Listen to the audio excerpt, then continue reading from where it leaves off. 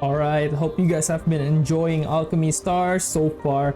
I really enjoyed the game, and in today's video we're going to talk about a little bit about team building, just a little bit, just an overview and a general guide on team building so that you won't be investing on random units that your team might not need.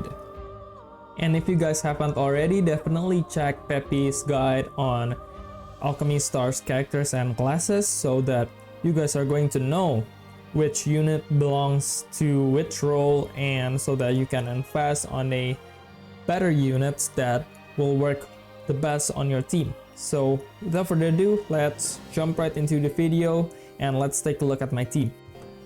So we're going to take a look at my team here. As you can see, I run a mono water team. I run Fights as my DPS captain, Raphael and Miss Blanc for tile conversion, Zoya as my healer, and Hydrad as my offensive support. In my opinion, a good team will consist of one captain DPS, 2 or 3 tile converters, 1 or 2 healer, and supports. Supports that can be an offensive support or teleportation and those kind of movement supports.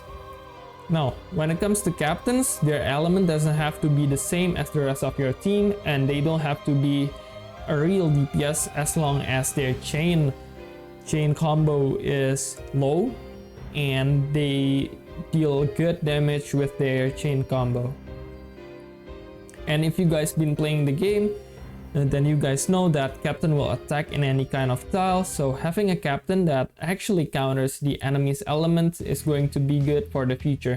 So for example, if you're fighting a water enemies with a water team, then your captain can be a lightning Aurorians. Or if you're fighting a, for example, forest enemies, then your captain can be a fire Aurorian. So your captain can be a flex pick when it comes to element, as long as they can deal good damage with their chain combo and just can counter the enemy's elements. But again, this is just a general guideline on team building. You can use any team that you want, any kind of team that you want, as long as it works well for you and you are having fun with it.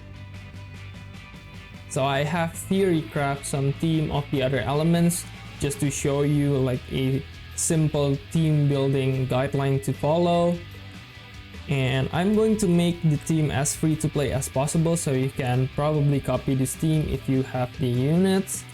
So on each team, I will only have 1 6-star, a maximum of 2 5-star, and the rest are going to be 4 and 3-star.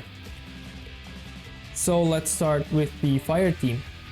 On the fire team, we have Brock for pulling enemies, Pepi for movement support, and that is teleportation, Faust for tile conversion, Uriel again for tile conversion, and Esfan as an offensive support. For the captain, you can run someone like Esfan, since fire unit deals a lot of damage anyway, so you don't really need a dedicated DPS in my opinion. And Esfan combos, a combo chain is actually really good. He's kind of like dealing this AoE damage with 4 chain combo. So in my opinion, that is going to be really good for your captain chain combo damage. For the lightning team, we have Eho for movement support, so that means teleportation, Nadine for healing purposes and the mini tile conversion that she has, Mia for pure DPS mainly for the captain slot, Nemesis for tile conversion, and Iridon for another tile conversion. Now this is not mandatory, but if you have Michael, you can swap Eho with another tile conversion of your choice. And if you have Michael, you can also use him for captain, but if you don't, then you can use Mia or the grandpa guy as a captain. As for forest element, we have Yuria as a healer, Sylvia as a movement support. This time it's kind of like dashing and go through enemies.